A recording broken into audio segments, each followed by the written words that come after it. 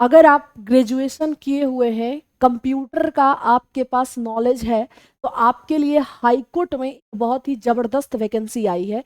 कुल 68 पोस्ट पे वैकेंसी है। ये मत समझना कम पोस्ट है, बहुत ही जबरदस्त वैकेंसी है। हाई कोर्ट वैकेंसी आती है, खूब पैसा होता है और जबरदस्त वैकेंसी है। तो चलिए आज हम इसके बारे में चर्चा करते हैं। बहुत लास्ट डेट है, लास्ट डेट है, क्योंकि इसका फॉर्म बहुत पहले से सबमिट हो रहा है। लास्ट डेट है, तो प्लीज आप इस फॉर्म को सबमिट कर दीजिए।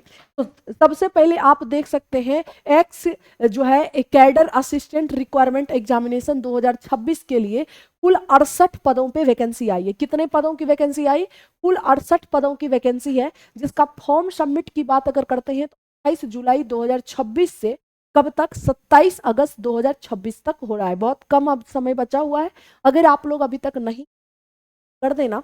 इसमें अगर मैं बात करूं तो टोटल 68 पोस्ट पे है, कैटेगरी वाइज यहाँ पे बटा हुआ है। अनरिजर्व में 29, रिजर्व में 11, ऐसे करके।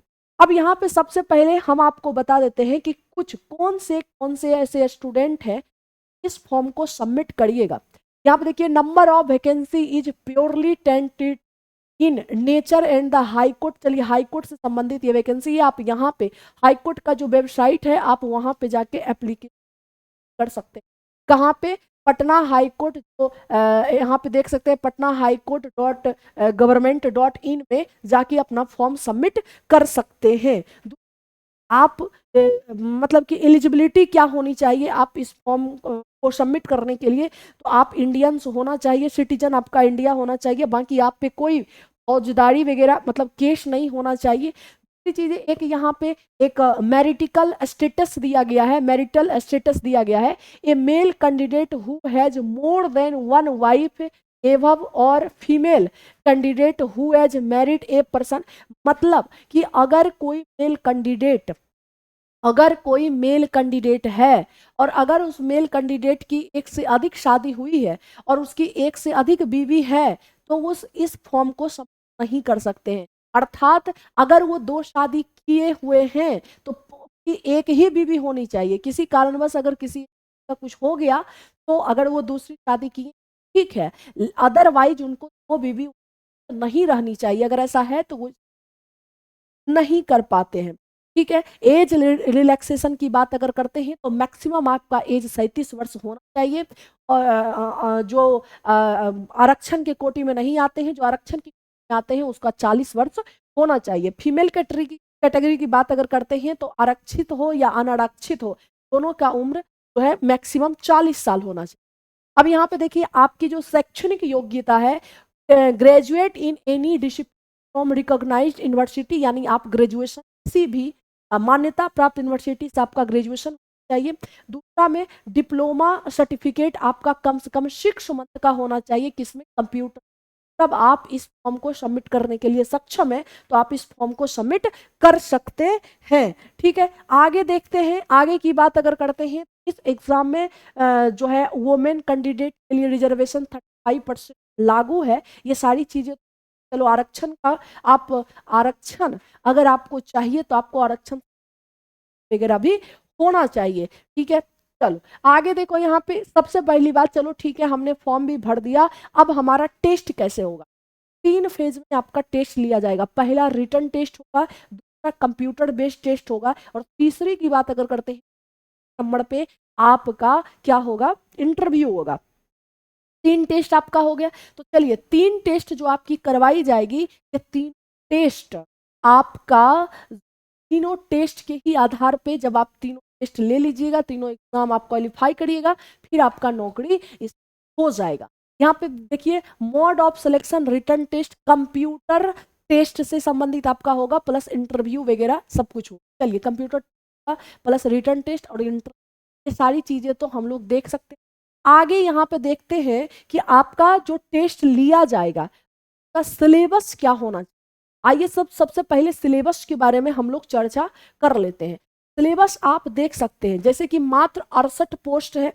68 पोस्ट में बहुत अधिक अगर बच्चे फॉर्म गिरा देते हैं, एक स्क्रीनिंग टेस्ट होता है। ये सिर्फ और सिर्फ ये एक क्वालिफाइंग नेचर का होता है स्क्रीनिंग टेस्ट, जिससे कि बच्चों को छांटा जाता है। सिर्फ इसलिए छांटा जाता है ताकि वो ओरिजिनल जो आपका रिटन टेस्ट होगा उसमें सम्मिलित होने के लिए। टेस्ट मतलब होता है एक छोटा सा आपको 50 नंबर का टेस्ट लिया जाएगा, जब बहुत अधिक सबमिट हो जाएगा तो शॉर्ट लिस्टेड करने के लिए एक टेस्ट होगा 50 नंबर का। इसमें आप देख सकते हैं प्रीलिम्स स्क्रीनिंग टेस्ट, इसके आधार पे आपका मेरिट नहीं बनेगा, सिर्फ स्क्रीनिंग टेस्ट होता है।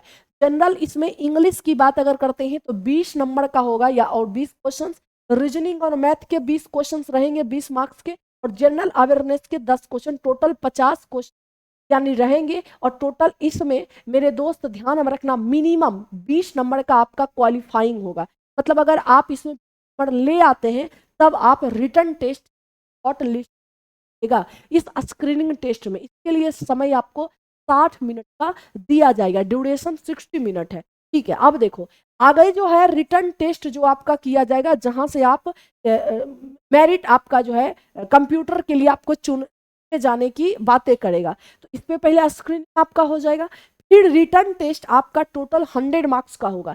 इसमें जनरल इंग्लिश 30 मार्क्स का करवाया जाएगा, रीजनिंग और मैथ आपके 30 नंबर के होंगे यानी 30, जनरल अवेयरनेस के 20, जनरल हिंदी के आपके 10 क्वेश्चन, कंप्यूटर अवेयरनेस के केवल 10 क्वेश्चन, अर्थात आपके 100 नंबर के 100 क्वेश्चन 100 नंबर के होंगे। इसको आपको टाइम दिया जाएगा 90 मिनट का टाइम दिया जाएगा। जब आप इसमें क्वालिफाई कर जाइएगा तो आपको कंप्यूटर टेस्ट के लिए बुलाया जाएगा।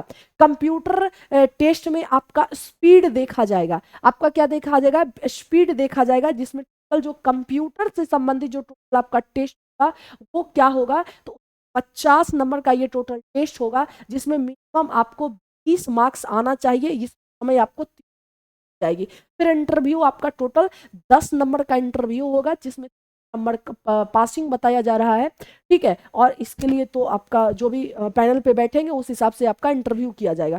बाद इसमें निगेटिव मार्किंग भी है। ठीक है, 1/4 इसमें निगेटिव मार्किंग है। अगर आपका क्वेश्चन गलत होता है तो 1/4 आपका नंबर कट जाएगा। इस हिसाब से ये पूरा आपका क्या है, तो टेस्ट है। इस हिसाब से आप पूरा अगर देते, यानी जनरल इंग्लिश की बात अगर करते हैं, लिटरेचर वगैरह है, बहुत सारे सेंटेंस स्ट्रक्चर है, साइनोनिम्स है, एंटोनिम, स्पेलिंग वगैरह सही करने वाला जो होता है, वर्ब है, वर्ब है, आपके पैसिव एक्टिव वॉइस है, नरेशन है, ये सब आपका दिया गया है। इंग्लिश का ये सिलेबस है।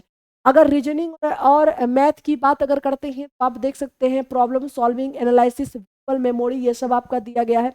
जनरल अवेयरनेस में कंपोनेंट विल आप देख सकते हैं, general awareness question, general awareness से संबंधित इंडिया एंड उसके चारों तरफ की जो पड़ोसी देश है उससे संबंधित geography, polity, economy, general current वगैरह सबके क्वेश्चंस रहेंगे। ठीक है, ये आपका कुछ सिलेबस हुआ। वो स्क्रीनिंग का सिलेबस है, ये मेन आपका जो एग्जाम लिया जाएगा वो इसका सिलेबस है। इस प्रकार से आप अगर पूरा सिलेबस जो है कवर करते हैं बाद तो सिलेबस है। बाकी से संबंधित अगर आपको बैचेज वगैरह चाहिए तो हमारे प्लेटफॉर्म बाय नवीन को बहुत जल्दी बैचेज आ रही है, क्योंकि अहम रोल है इंग्लिश का, बहुत अहम रोल है। बाकी आप बना सकते हैं, लेकिन इंग्लिश हमारे बिहार के बच्चों का बहुत ही ज़्यादा वीक होता है, और इंग्लिश जो पूछा जा रहा है वो ज़्यादातर आपके ग्रामर पूछे जा रहे हैं। अब जल्द आपको बैचेज देखने को मिलेगा, क्योंकि हाईकोर्ट की वैकेंसी है, लिमिटेड लोग फॉर्म भी भरते हैं। क्यों ऐसा होता है, क्योंकि फॉर्म भरने का रेट बहुत ज़्यादा है, यानी कि चाहे वो मेल कैटेगरी हो या फीमेल कैटेगरी हो, वो आरक्षित कोटा से नहीं है, उसका 1500 रुपया लगता है। और जो मेल कैटेगरी से या फीमेल कैटेगरी से आरक्षित कोटा से हो, यानी कि कास्ट और शेड्यूल ट्राइब से है संबंधित, तो 750 रुपया लगता है। इतना ज़्यादा इसका फॉर्म फी है, तो कई ऐसे स्टूडेंट हैं जो इसको भरते भी नहीं, तो भरते ही ये स्टूडेंट रहते हैं वही भरते हैं।